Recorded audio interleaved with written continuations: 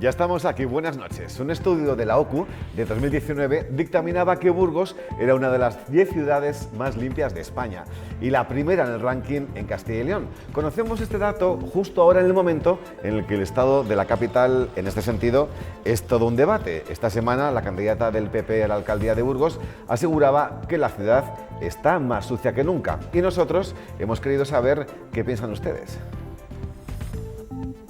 Está muy limpia, mira, mira cómo está perfecta. Según que dónde, bastante regular. Yo lo veo como más limpio que siempre, realmente. Hay sitios que está un poco sucia, pero hay sitios que está muy limpia. Yo la veo limpia. El lunes pasado ya les contamos que se podía pedir el bono nacimiento de la Junta de Castilla y León y hoy ha sido el viceportavoz del Grupo Popular quien ha presentado al detalle este cheque del que se podrán beneficiar los nuevos padres de este 2023. Desde esta misma semana, las familias burgalesas podrán acceder a esas ayudas por nacimiento de hijo o adoptado hasta un importe de 2.500 euros.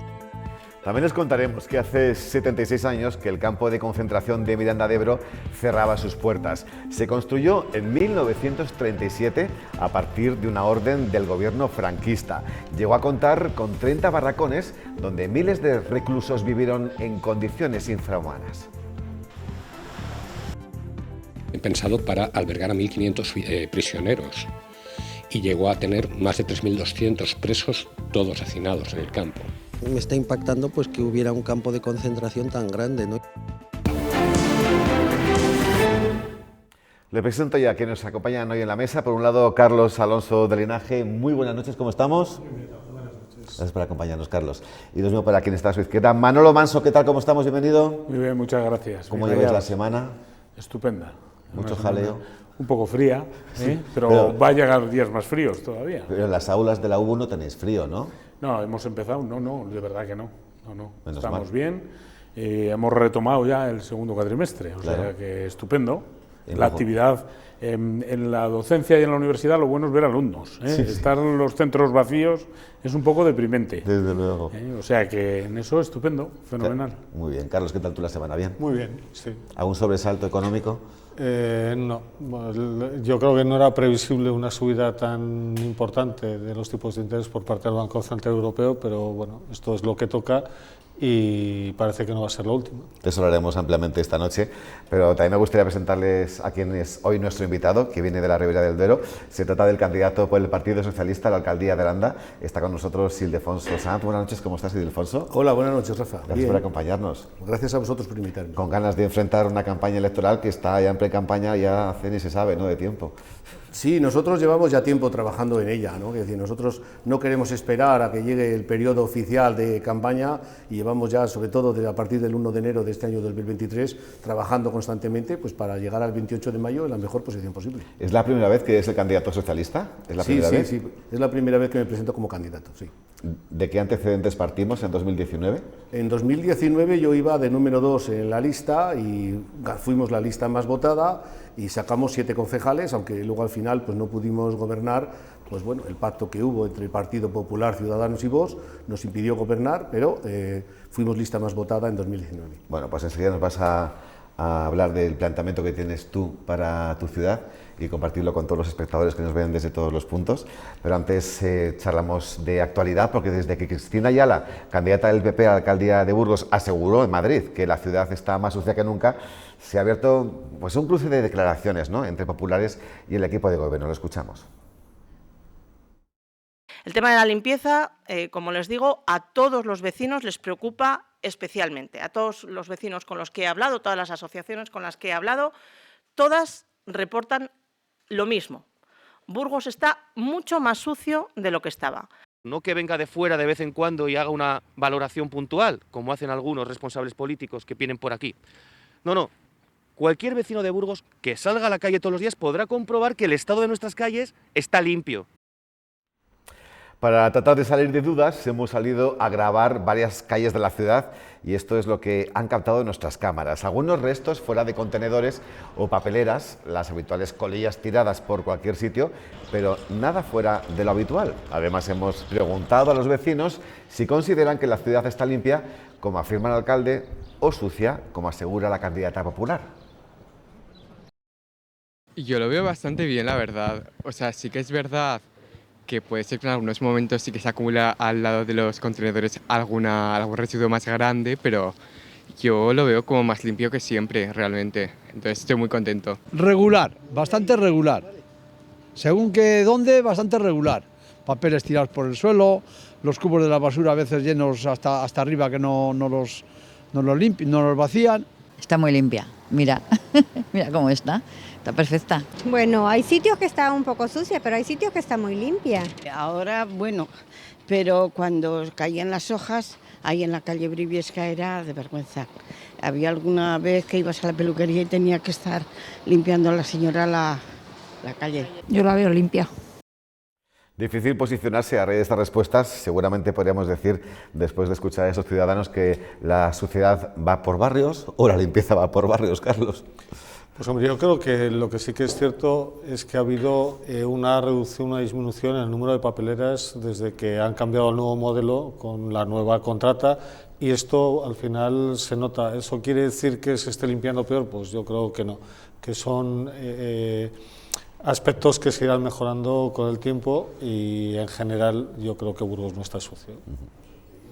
Bueno, yo creo que la opinión va por barrios en este aspecto. Yo me he dedicado, y tengo la tablet aquí delante, a bajarme desde hace unos cuantos días imágenes que aparecen en redes sociales que suben determinados tuiteros que en Burgos son muy activos, que no os voy a hacer publicidad. Uno de ellos contertulio de este programa, por cierto.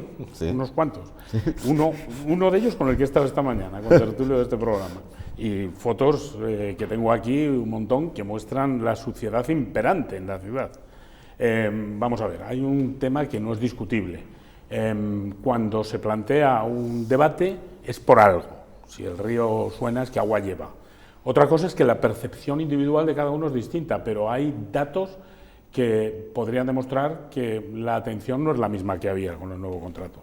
Si a un barrendero, vamos a llamarlo así, que me disculpen, si a un empleado de la limpieza le aumentan la zona que tiene, que son hechos reales de lo que estoy hablando, le aumentan la zona que tiene que limpiar, pues una de dos, o se multiplica por 1,5 o lo tiene peor atendido.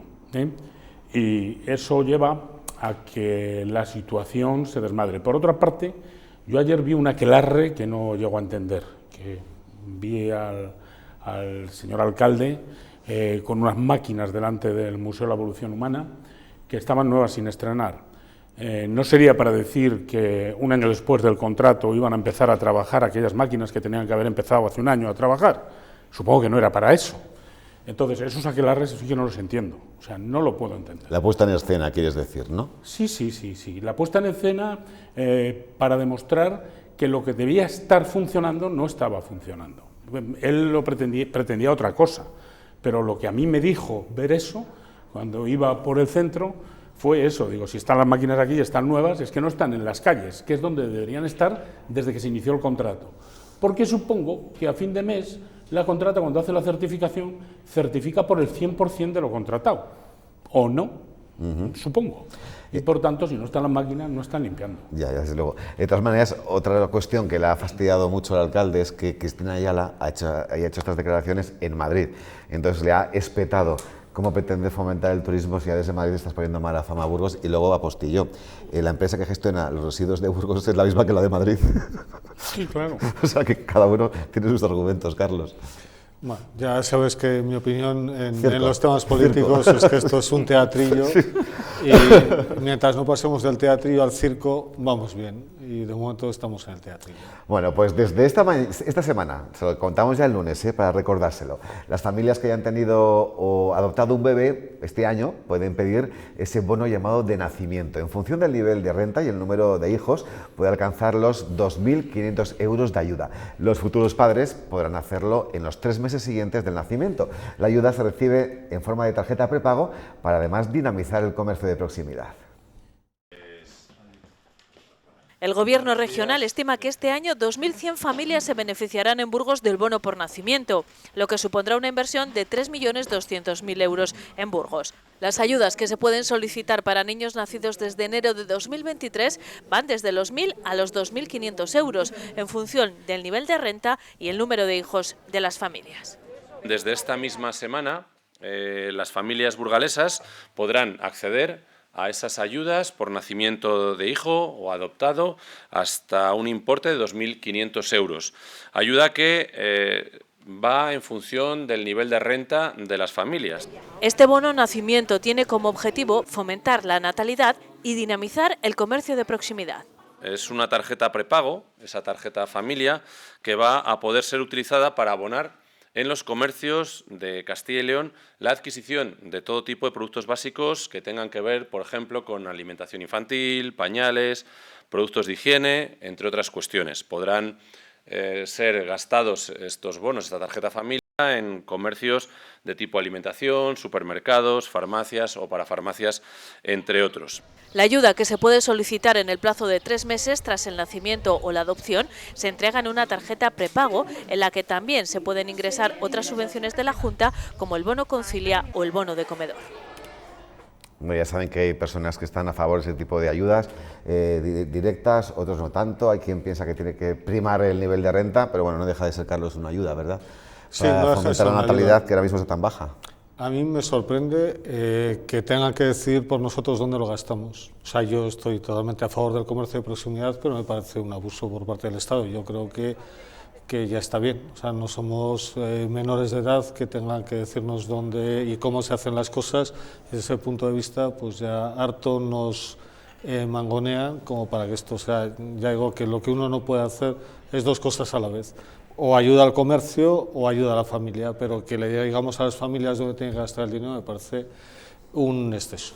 Pero el ámbito para gastarlo es toda la comunidad, ¿eh? Sí, pero es que no tengo que estar tutelado por nadie. Si me das una ayuda por tener un hijo, pues digo yo que no me tendrás que decir ni cómo ni dónde gastarlo, porque me estás ayudando a mí, porque va a llegar un momento en el que no hace falta, ya nos dan el sueldo repartido y somos mucho más felices. Me ha parecido un exceso, desde luego. Manolo. No había pensado yo en ese Yo tampoco punto lo de había vista. pensado, ¿eh? Sí, Es pero, cierto. Sí, sí. Pero tiene mucha razón, ¿eh? Yo a partir de ahora voy a empezar a razonar como tú. A mí me parece bien el apoyo a la familia y me parece que el Gobierno central lo está haciendo, lo tiene que hacer.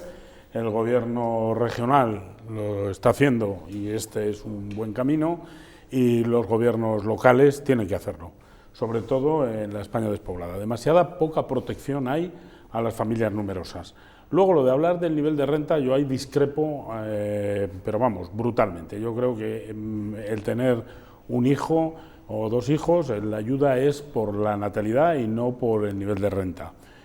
Si ponemos todo con relación al nivel de renta, va a resultar que el que gana más gana menos. Al final va a ganar mucho menos que el que gana menos. Claro. Y por otra parte, lo que se pretende es un bien mayor, ¿no? Al final alguien tendrá que pagar nuestras jubilaciones, que no estamos muy lejos, ¿no? Bueno. Bueno, Un poco. unos más y otros menos, ¿no? Pero el tiempo pasa muy deprisa, Cierto, Rafa, cierto, ya lo verás. Cierto. Y como el tiempo pasa muy deprisa, uno que nunca pensó en la jubilación empieza a pensar, ¿no? ¿Qué va a ser de mí cuando yo llegue a la edad de jubilarme? Bueno, todo esto no va en relación además con otro aspecto muy importante, no de pagar las jubilaciones, sino de tener actividad productiva. Necesitamos tener gente joven que luego pueda incorporarse a nuestro mercado laboral, a nuestras empresas, etcétera, etcétera. Si no hay natalidad, si lo que sustituimos son los niños por las mascotas, que es lo que nos está pasando en la Europa occidental, tenemos un grave problema. Y hay que intentar hacer políticas activas para que eso no ocurra. Me ha hecho reflexionar una de las frases que has pronunciado, que además creo que con Carlos podemos entrar también en debate con ello, de que tanto ayudar a unos baja la capacidad de gasto de otros, ¿no? Claro. O el nivel de vida que puedan llevar. Y esto está pasando, Carlos, con las clases medias ahora, que parece que son las grandes ninguneadas de todo tipo de ayudas. Bueno, es que son los grandes pagadores. Si no pagan las clases medias, esto no funciona. Estamos en un momento en el que la demagogia en cuanto a la clase social y en cuanto al nivel de renta está a la orden del día y no hubo más que tirar de hemeroteca y ver las disparidades que había entre los niveles de renta de clase alta cuando se estaba discutiendo esto por los grupos políticos, que estábamos entre 60 y 120.000, no se ponían de acuerdo en cifras, desde luego que casi unas duplicaban otras. Por lo tanto, yo creo que en esto hay que ser serio, y la forma de corregir o de poder compensar los distintos niveles de renta es el impuesto sobre la renta, precisamente, claro, que es el que corrige y hace que, al ser progresivo, aquellos que cobran más o que disponen de unos niveles de renta mayores paguen más que proporcionalmente, que es de lo que se trata.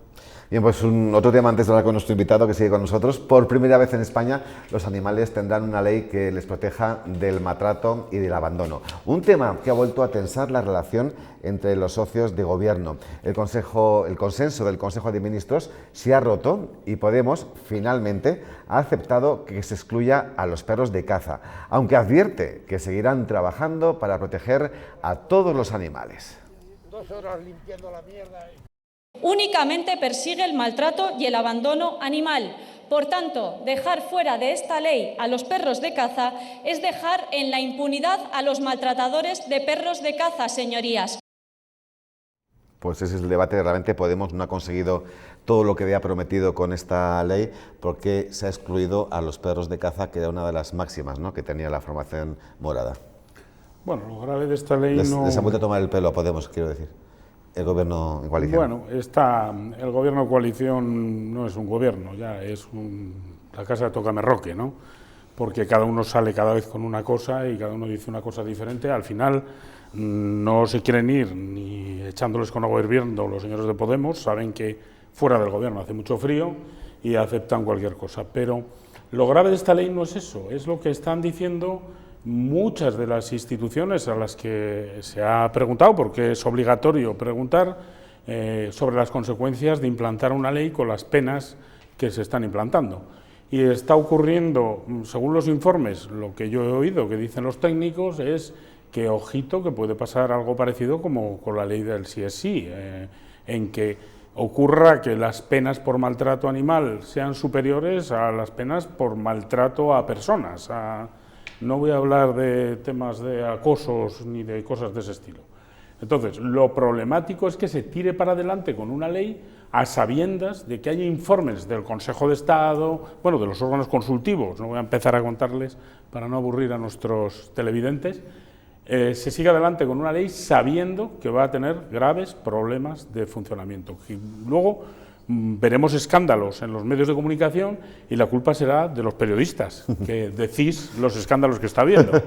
Pero antes de llevar a cabo una ley de este tipo, que tienes informes que dicen que hay problemas, es mejor reflexionar un poquito y pararla y decir no hay prisa, ya lo pensamos mejor, la rectificamos y hacemos una ley de verdad. Hacer leyes ideológicas, porque sí, para sacarlas adelante es un grave error, sea ideológico de derecha, de ultraderecha, de izquierda o de ultraizquierda. Pero comentarás conmigo, Manolo, que con esta ley por lo menos alguno se va a enterar de que maltratar a un animal, que por cierto también sufre cuando le dan un golpe, no va a ser gratuito. Totalmente de acuerdo. Y eso hace muchos años ya que tenía que haber ocurrido. Por supuesto que tiene que haber una ley de protección para los animales, Dios me libre. A mí me gustan las mascotas, los perros, he tenido perros muchos años, toda mi vida hasta ahora, que no le tengo porque me da pena volver a tener otro, porque como sufrimos tanto cuando falleció, pero que he conocido la caza en Castilla toda mi vida, mis familias son cazadores, yo no, a mí me dan miedo las armas y tengo algún problema para manejarlas bien, físico. Pero he conocido en otros tiempos lo que se hacía con las camadas de los perros que nacían a destiempo, etcétera. Ahogarles. Bueno, claro, tirarles al río, directamente. Bueno, eso no es admisible hoy en día y gracias a Dios estamos avanzando. Pero, ojo, no nos pasemos de frenada. Sí, sí, sí. Que ese es el peligro que yo estoy Y ahí es cuando quiero que intervenga Carlos, porque me acuerdo cuando esto se estaba tramitando, pues no estaba aprobada la ley, evidentemente era un tema de actualidad, lo charlamos aquí sobre ello, y dijo Carlos, me acuerdo de siempre, también es maltrato tener un pastor alemán en un piso. y dije, pues tienes razón, y esto no está contemplado, efectivamente. Bueno, Carlos. Para mí, yo es que creo que que los problemas que se resuelven con educación no hacen falta leyes. Entonces, sobre regular, lo único que nos hace es infantilizar a la sociedad. Y por otro lado, pues tenemos un gobierno que aprueba leyes que no voy a decir que no sean necesarias, pues desde luego no es el principal problema que tiene España ni los principales problemas que tenemos todos.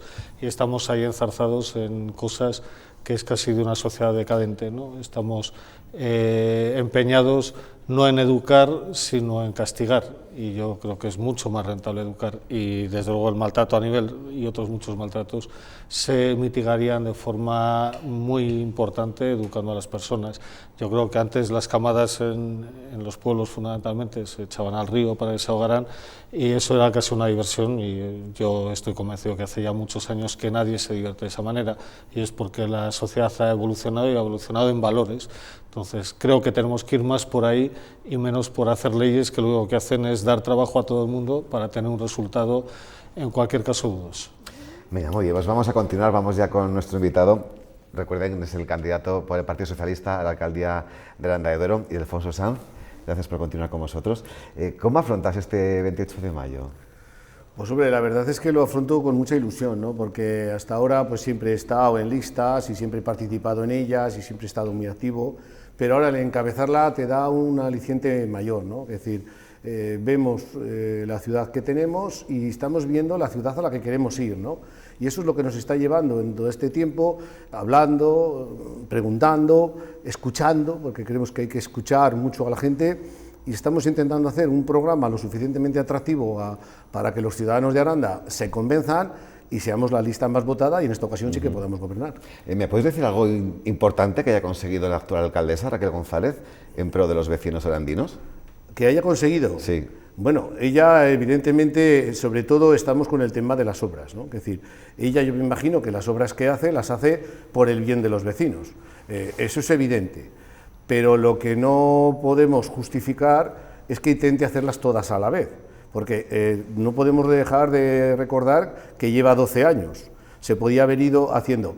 Entonces, supongo que su voluntad es buena, pero los hechos demuestran que no se está haciendo bien, ¿no? Entonces, eso es lo que nosotros, no es la obra en sí, sino el cómo se está haciendo la obra en sí. De todas maneras, el dinero está para invertirlo en estas cosas, ¿no? Imagino. Sí, pero no se está invirtiendo bien cuando un año tenemos 7 millones de remanentes y al año siguiente tenemos 11. Quiero decir, si no se están ejecutando los presupuestos como corresponden, si luego llegamos con los remanentes de tesorería, el año 2021 tenemos 7 y el año 2022 tenemos 11, es un problema, porque no estamos gastando el dinero. Llega hasta tal punto el problema de que los propios servicios económicos del ayuntamiento nos dicen que están buscando en qué banco colocar el dinero para no pagar, porque estamos pagando porque nos estén guardando el dinero. Y es que nosotros entendemos que el dinero que tenemos un gran superávit, no es para tenerle en los bancos, sino para gastarle e invertirle en los ciudadanos.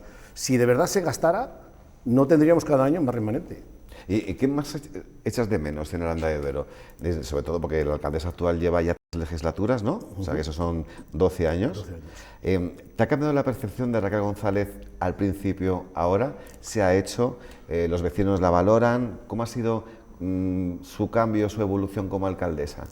Hombre, yo entiendo que la primera vez, el primer mandato, como venía de estar en la oposición, fue más abierta y era como más conciliadora, ¿no? Y ahora nos encontramos pues con una persona que es poco menos que yo ordeno y mando, incluso con sus propios concejales, ¿no? Entonces ha pasado de querer llegar a acuerdos con todos a prácticamente hacerse lo que ella dice en todo momento. Pero bueno, yo de todas maneras, que decir, a Raquel González no la tengo que valorar yo. Yo creo que son los ciudadanos de Aranda los que la tienen que valorar. Son los ciudadanos de Aranda que cuando salgan a la calle, cuando vean cómo está la ciudad, cuando vean cómo tenemos actividades, si no las tenemos, los ciudadanos de Aranda cuando vean que nuestros jóvenes con 5 y 6 bajo cero que estamos sufriendo estas noches de invierno en Aranda no tienen dónde ir, eso es lo que tiene que valorar los ciudadanos. Cuando nuestros mayores presentan escritos al ayuntamiento diciendo, por favor, abrirnos los centros de mayores, que no sabemos dónde ir, que nos tenéis cerrados. Entonces, eso es lo que se tiene que valorar, ¿no? Es decir, nosotros podríamos tener una valoración, pero siempre sería una valoración subjetiva, ¿no? De lo que puedo opinar yo o no. Tiene que ser los ciudadanos los que tienen que valorar lo que ha hecho o no Raquel González.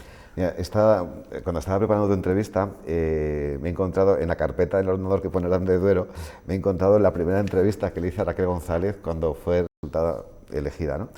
Y me acuerdo que me dijo que lo que le había dejado el Partido Socialista de herencia, ¿no?, como una venta de por vida de la Plaza de Toros, una demanda millonaria de la depuradora de Aranda, caso Proincobe, y más cosas que sí que luego te voy detallando. De todo esto, ¿se ha ido solucionando durante su legislatura?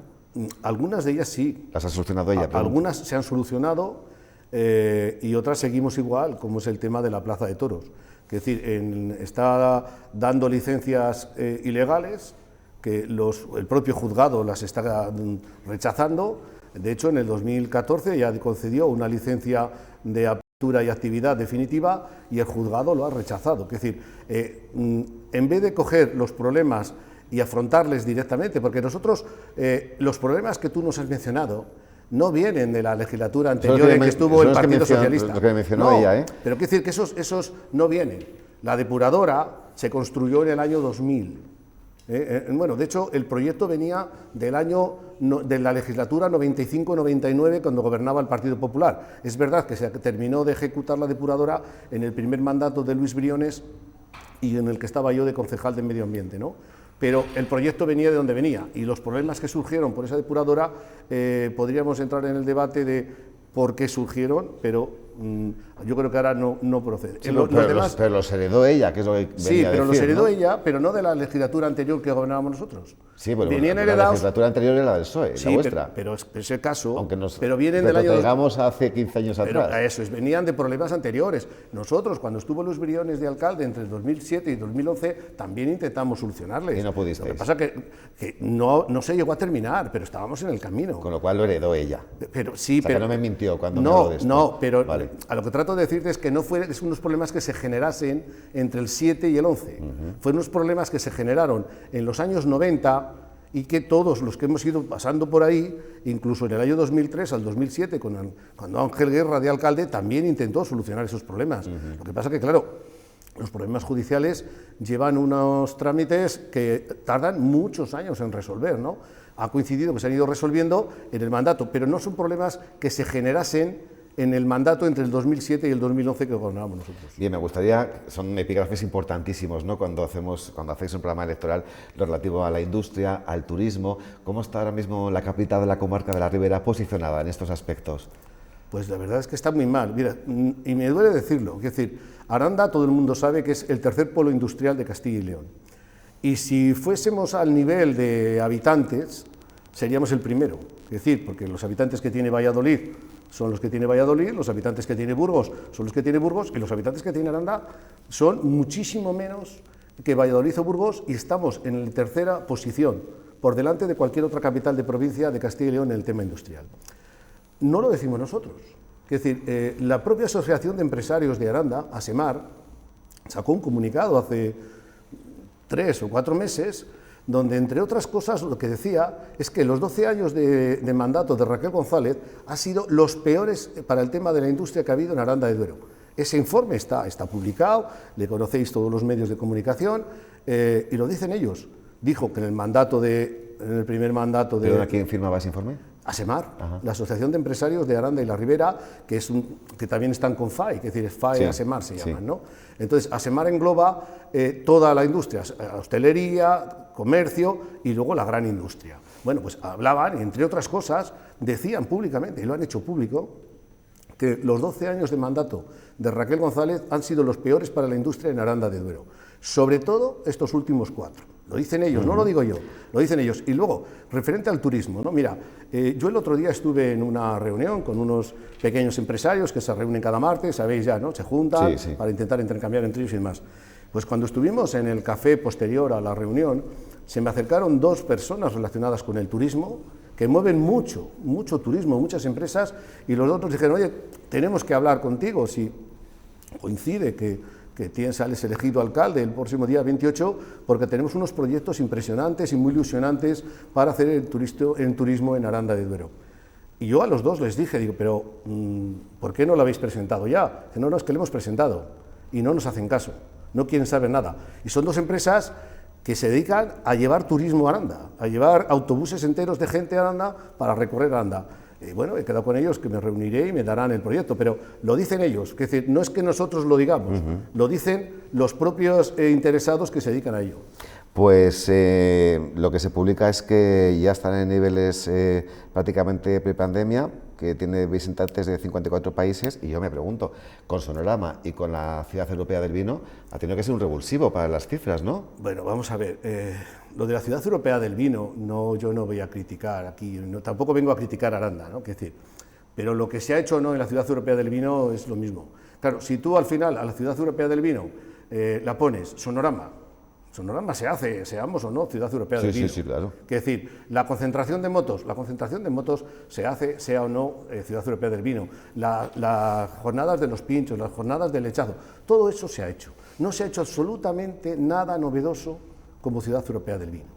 Es decir, yo tengo duda de que si fuésemos mismamente, como os he visto ahora, ¿no? Tú vas a las calles de Burgos capital, preguntas cuánta gente se ha enterado de que Aranda haya sido Ciudad Europea del Vino y veríamos la respuesta, ¿no? Es decir, claro, lo que pasa es que cuando dices, es que ha tenido una cobertura millonaria, claro, porque Sonorama tiene una repercusión tal que toda la gente que tiene ese entorno de Sonorama, pues evidentemente dice, sí, es que Sonorama vinieron, es verdad.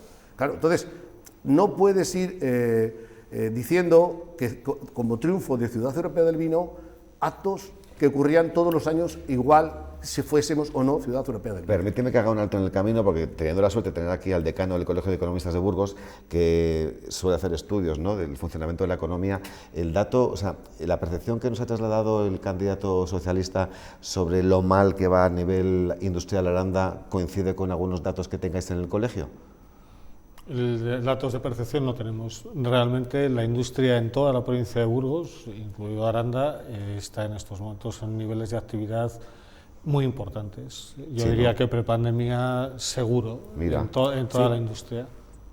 Sí, pero eso no es lo que percibe. Quiero decir, eso es un dato objetivo. Claro. A nivel de facturación y a nivel de exportaciones, en estos momentos la Ribera estará igual que el resto de la economía burgalesa, gracias a su posicionamiento industrial, en una situación prácticamente de máxima producción en la serie histórica. Y sobre el impacto de este tipo de candidaturas, como la que mencionábamos de Ciudad Europea del Vino, al final, aparte de ese famoso retorno económico que luego todos dicen y publican, no restará nunca, con mucho sumar, ¿no? Claro, claro. Lo que pasa es que, bueno, en esto, como lo que hablábamos antes de la limpieza, ¿no?, siempre hay diferentes puntos de vista. Estas cosas siempre aportan a la ciudad, son buenas. Otra cosa es que la gestión sea mejorable o no, y claro, para el que gobierna la gestión es muy buena, estupenda, para la oposición pues la gestión siempre será mejorable. Probablemente la trascendencia podría haber sido mayor con otro tipo de acciones, pero es muy difícil juzgarlo desde fuera. Los que lo tienen que juzgar fundamentalmente son los arandinos, claro. Y sobre todo quien más se beneficia de esas acciones, que suele ser el comercio local, ¿no?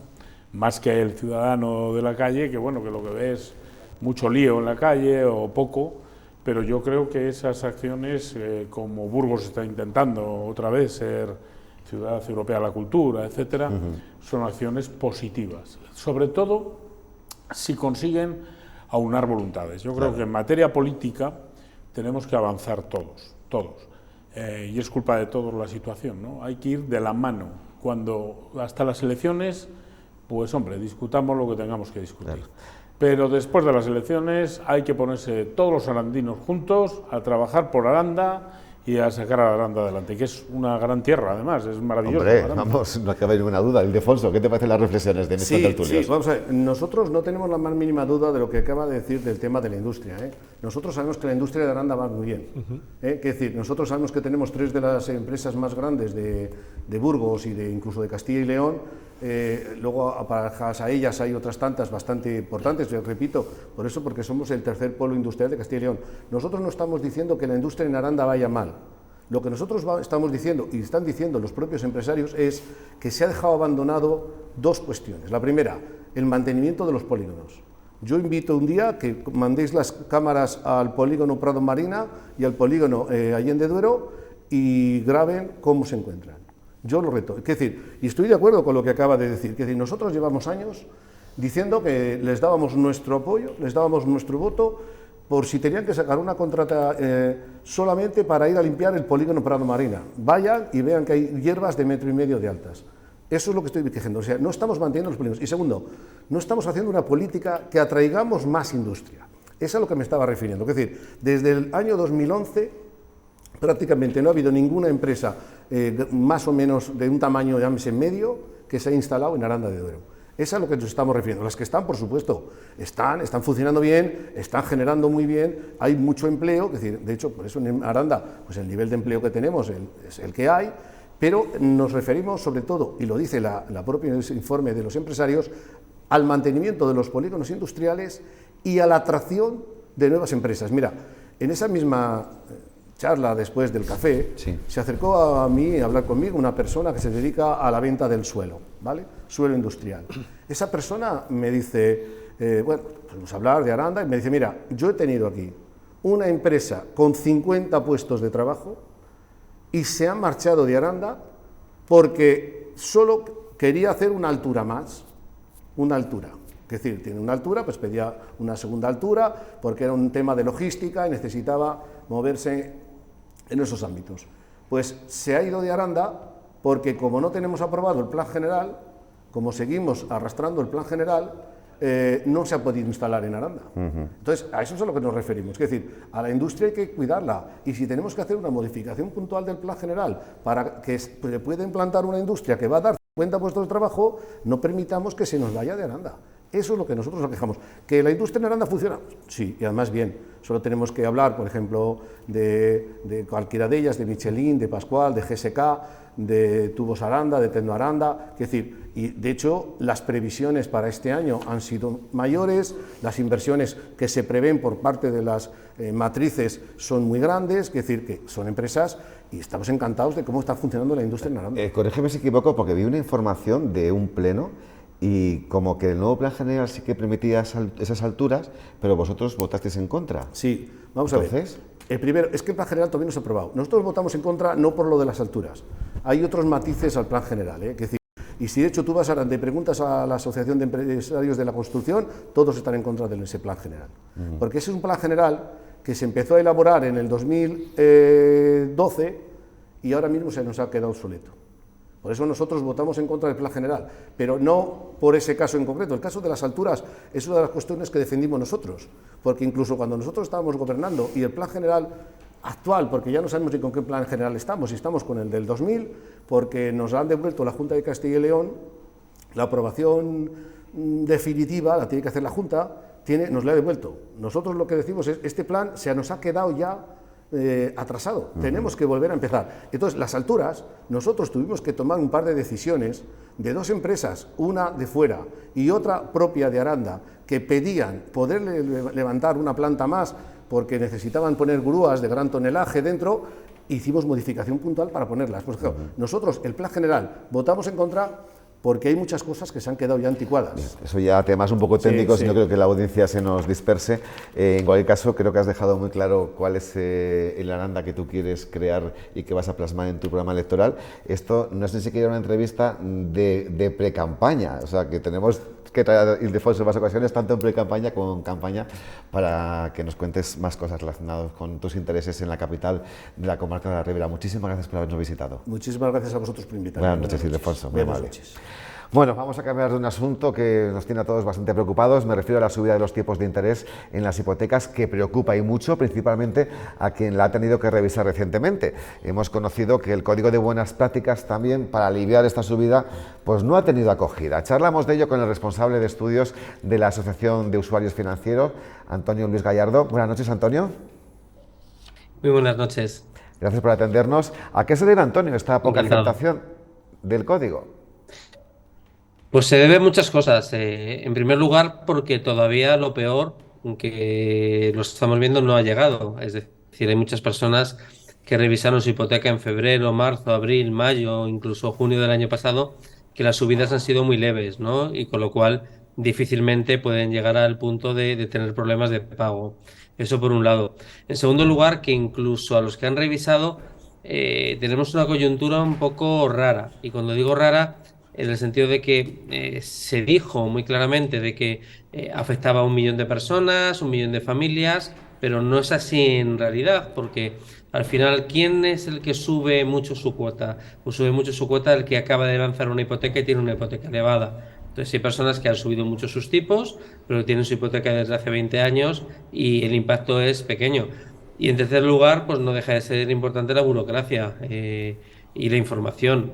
No todas las entidades han informado a sus clientes. Sí es verdad que tuvo trascendencia cuando se lanzó a finales de noviembre, pero no todas las entidades han informado. Muchas incluso lo informan por sus canales digitales que pocas veces se consultan y que luego pues hay que hacer muchísimo papeleo para hacerlo. Entonces la confluencia de las tres pues llega a esa poca aceptación, pero yo creo que la aceptación, sin ser nunca esas cifras tan grandes que se nos vendieron, pues crecerá en los próximos meses porque va a ser bastante más duro el impacto. Pensemos que se van a añadir pues, los que vayan renovando en febrero, marzo, abril, mayo, junio, y los que ya tenían un impacto ya más grande, a partir sobre todo de julio, agosto y especialmente septiembre, van a tener incluso un efecto de segunda ronda, que van a ver cómo se les subió su cuota y van a tener una subida no tan alta, pero una subida importante. Claro, Antonio, por lo cual hay que estar muy atento a cómo evoluciona y cómo a mitad de año pues puede ser que muchas más personas se vean obligadas a acogerse, porque al final es una obligación porque no puedes, tienes problemas de pago. Claro, es que es lo que te quería preguntar, porque me daba la sensación de que tampoco había tanto ruido, como estamos advirtiendo de los medios de comunicación, pero es que quizás el ruido viene ahora por esas revisiones que hasta ahora no se habían producido, ¿me estás diciendo? Lo peor está por llegar. Sí, efectivamente. Sí, efectivamente. Los que se han visto un impacto duro han sido especialmente octubre, noviembre, diciembre y ahora mismo el mes de enero. Y los que revisen con el mes de enero empiezan sus hipotecas este mes, con lo cual todavía no han tenido tiempo, ¿no? Entonces, a medida que avancemos meses, sí que se va a notar y van a ser muchos más los que estén afectados. Una cuestión, porque he visto que estáis hablando de una figura que es la Autoridad Independiente de Defensa del Cliente Financiero que estáis pidiendo. ¿Esto en qué consiste exactamente? Pues es un cambio radical que si se lleva bien a cabo, pues es muy importante para el consumidor, porque ahora mismo, en el momento que tenemos algún problema, nos dirigíamos al defensor del cliente de nuestra entidad, que generalmente nunca nos daba la razón a su propia entidad, y luego nos íbamos al del Banco de España, que aunque nos diera la razón, no obligaba a la entidad a actuar. Es decir, le tiraba de las orejas, salía su entidad en el informe anual de reclamaciones, pero no le obligaba, con lo cual al final el cliente pues se sentía desamparado, porque al final reclamaba, pero reclamaba más por dignidad que por mejora, ¿no? Entonces, con la figura nueva sí que sus dictámenes pues van a ser obligatorios, con lo cual es un cambio importante. Pensemos que por ejemplo, las reclamaciones por tarjetas de crédito se han multiplicado en los próximos años. Hay muchas personas que van a juicio, pero muchas personas que no tienen esa capacidad de llevar a los tribunales, ¿no? Tipos abusivos, falta de transparencia, porque nos inciten a que paguemos muy poquitas cuotas sin explicarnos que eso conlleva a que paguemos muchos intereses. Entonces esta figura es importante en cuanto que lo que dictamine pues va a obligar a las entidades a rectificar. Ah, bien, esto es como el SERLA, ¿no? Que media entre trabajadores y empresarios, parecido, ¿no? Entonces, ese mediador independiente. Sí, pero en el sentido en el cual que si nos da la razón, pues el banco tiene que acatarlo. Claro. Y antes, si nos daba la razón el Banco de España, pues era al final, mira, ha sido malo, pero no tenía consecuencias ninguna, ¿no? Y estamos hablando que, pues ya le digo, cuentas y tarjetas ha subido mucho. Afortunadamente, en estos años había bajado tarjetas tras muy malas prácticas, porque hemos visto malas prácticas de todo tipo, ¿no? En gastos, en comercializar productos tóxicos que teóricamente nos protegían, en hipotecas multidivisas. Y entonces, bueno, pues al ser obligatorio, pues también pensemos que la combinación de un cliente que cada vez es más exigente y que al final, si se los obliga a cambiar, pues va a ser también no solo que se corrijan las malas prácticas, sino que no haya más malas prácticas en el futuro porque saben que pueden ser castigadas. Pues Antonio Luis Gallardo, responsable de Asufin, muchísimas gracias por haber estado en Noticias 8 Edición Noche y iremos hablando puntualmente a ver cómo evolucionan las cosas, porque cuando ya tengamos la hipoteca a tope y sigamos con la inflación como estamos, a ver quién nos da la solución para nuestro día a día. Muchísimas gracias a vosotros y a vuestra disposición. Gracias, buenas noches. Hasta luego. Buenas noches. Es que es una situación que se puede producir en cuanto venga la subida de marzo o la de después del verano que nos decía nuestro invitado y todavía nos ha cesta la compra, nos esté costando llenarla, pues las situaciones pueden ponerse bastante peligrosas. Sí, hay que reconocer que la subida de tipos en estos momentos es yo creo que el efecto más pernicioso de la situación que estamos viviendo, porque por un lado se suben tipos para contener la demanda y por otro lado tenemos que dar ayudas para que la gente pueda seguir manteniendo los niveles de demanda razonables. Ya digo, yo es que soy de la opinión que en estos momentos se están tomando medidas del siglo pasado para problemas de este y prueba de ello es que no se están conteniendo los precios y cuando se contienen los precios porque se controla la demanda ocurre lo que ocurrió con la OPEP y Rusia, que se ponen de acuerdo, restringen, reducen la producción y los precios vuelven al sitio que naturalmente quieren los productores que estén. Pero para ello tiene que sufrir los de siempre. Sí, bueno, nosotros, los ciudadanos. Los de siempre, porque entre otras cosas uno de los grandes perjudicados es el Estado con la deuda que tenemos que pagar nosotros. O sea, hay que pensar que el año pasado la deuda española creció casi en 70.000 millones de euros, que evidentemente los pagarán nuestros nietos. Yo creo que ni a nuestros hijos les va a dar tiempo a pagarlos, pero da la sensación de que esto no les preocupa a nuestros gobernantes, o no les preocupa en la medida en la que debieran. Manolo, ¿cómo lo ves? Pues esta es una ecuación muy difícil, hablando en términos matemáticos, porque claro, tenemos inflación, para parar la inflación se suben tipos de interés para bajar la demanda. La inflación produce paro, que ya veremos a ver qué es lo que pasa, porque ya se ha detectado un parón en el mercado laboral, ¿no? Y esta es una ecuación que si los propios economistas expertos tienen problemas para solucionarla, si supieran solucionarla no estaríamos en esta situación, evidentemente, pues los ciudadanos de la calle tenemos muchos más problemas y la entendemos peor, ¿no? La realidad es que la subida de tipos de interés todavía no se ha trasladado al consumidor medio, ¿no? A las personas que tenemos hipotecas, porque, como bien ha dicho, pues en algunos casos, nuestro contertulio, en algunos casos las subidas pues se aplican cuando uno escrituró la vivienda y por tanto hizo la hipoteca. Y las principales subidas han tenido lugar por el Banco Central Europeo en los últimos meses, en los últimos 3 meses. Y además en unos números que eran inesperados, ¿no? Y subir 50 puntos porcentuales, vamos, el 0,5% de tipos de golpe, pues, y no una vez, sino 2, es un número potente. Empezaremos los ciudadanos a sufrirlo un año después, ¿no? Prácticamente lleva un retraso de un año. Y entonces volveremos a oír ruido de gente que desgraciadamente pues no puede llegar, porque claro, muchos teníamos y tenemos tipos de interés variables, ¿no? Tampoco es justo ahora echar todas las culpas al sector bancario, como se está haciendo, ¿no? Eso es un riesgo. Claro.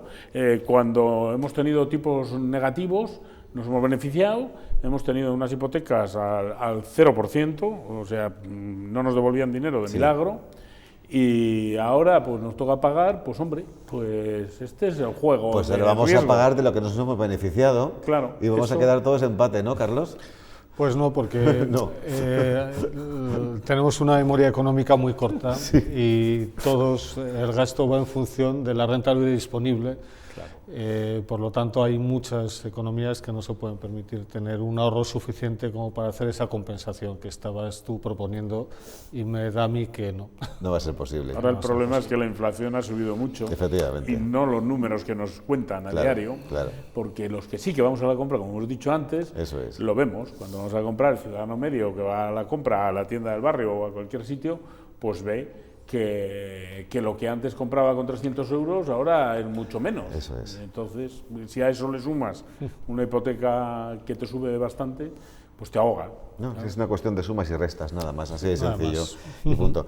Bueno, pues hasta aquí nuestra primera parte. Nuestra mesa de actualidad fue protagonizada por Manolo Manso y por Carlos Alonso de Linaje. A ambos les agradezco muchísimo vuestra presencia, vuestra sabiduría y vuestro saber estar. Para finalizar, que viene. Buenas noches. De golpe, buenas noches, que descanséis. Muchas gracias. Les cuento ahora que Burgos se juega su futuro industrial y logístico en la próxima década. Así de tajante se ha mostrado el presidente de la patronal de FAE en un foro sobre el desarrollo estratégico de la ciudad que ha organizado esta mañana Vox. Miguel Ángel Benavente ha pedido a los gobiernos central y autonómico que cesen los agravios con ejemplos tan sangrantes como el parque tecnológico. Dedicados a la industria de automoción. 2035, esa es la fecha clave para definir cómo será la movilidad del futuro, y Burgos no puede perder ese tren, habida cuenta de que su potencial industrial se sustenta en la automoción. La partida es muy corta y aquí sí que nos estamos jugando el futuro de muchos años, igual que el polo de desarrollo fue el embrión de nuestra potente industria, pues ahora estos años de aquí al 2035 puede ser el pico y la pala para enterrar la industria de Burgos si no actuamos con diligencia. Benavente pide a la clase política altura de miras. Considera que la Junta ha maltratado a la provincia con agravios como la nula voluntad de poner en marcha el parque tecnológico, lo que ha favorecido la implantación de este tipo de empresas en Valladolid y León. Tantos errores continuados, seguidos y acumulados para un parque tecnológico, eso no es normal. O sea, eso los mal pensados diríamos que es premeditado. Y junto a la industria, el segundo factor de desarrollo vendrá de la mano de la logística, otro sector que para FAE ha sido discriminado para una ciudad que junto a Zaragoza eran los núcleos estratégicos hace tan solo unas décadas. Empezamos los dos más o menos la misma fecha, fijaros cómo está Zaragoza y fijaros cómo está Burgos. Nosotros nos hemos quedado ahí con el pie cambiado, un poco atrás, y Zaragoza es el mayor centro logístico de España y de Europa. El futuro de la logística y la industria ha centrado el debate en el quinto Foro de Desarrollo Estratégico de Burgos, organizado por Vox.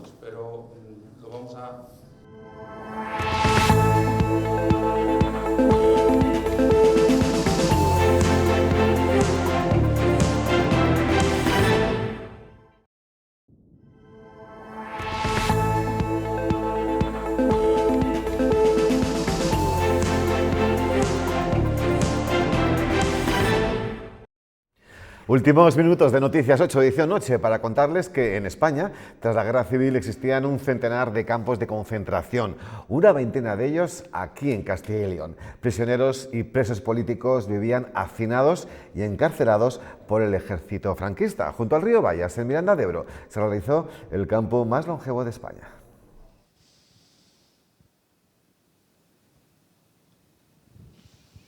Sí, el campo de concentración de Miranda de Ebro fue el último en cerrarse. Estuvo activo desde 1937 hasta 1947. Por sus 42.000 metros cuadrados llegaron a pasar hasta 110.000 reclusos. Vivían hacinados, duplicando la capacidad para la que estaba preparado. Ahora realizan visitas para dar a conocer este pasado histórico que marcó un antes y un después en Miranda de Ebro.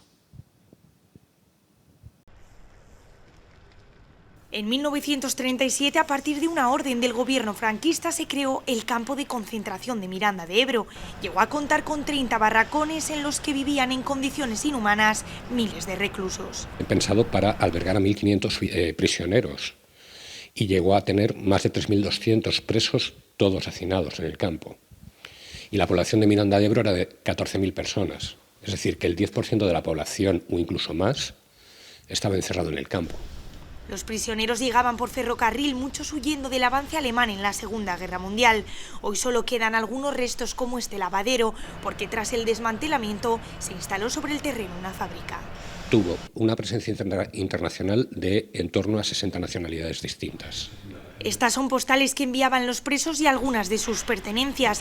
El campo de concentración de Miranda fue conocido internacionalmente y en este centro de interpretación realizan visitas guiadas y conocen a todos los que sufrieron tortura.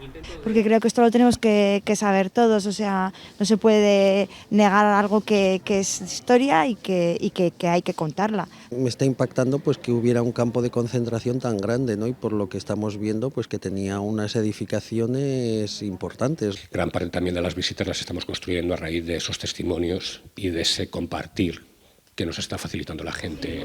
La vida de este campo fue la más extensa de todos los que se construyeron en España.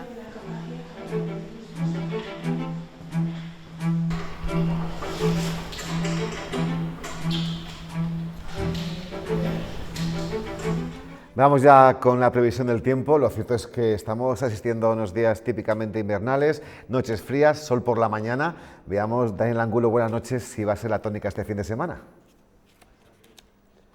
Hola, muy buenas noches, Rafa. Bueno, hoy hemos tenido una típica situación de invierno del mes de febrero, donde las heladas, las escarchas, como era de esperar, han sido las protagonistas al amanecer. Hemos tenido hasta 5 bajo cero aquí en la capital, 6 y 7 bajo cero en muchas zonas de la sierra y del sur. Allí a las heladas se ha unido la niebla y se han producido esas nieblas gelantes o cencelladas. Y es que hoy hemos tenido en sobre todo la mitad oeste, la mitad occidental de la península, los cielos despejados, como estamos viendo ahora en esta imagen del satélite Meteosat, mientras que al entrar vientos del este, la nubosidad se concentraba en el Mediterráneo y allí ha seguido produciéndose lluvias y algo de nieve.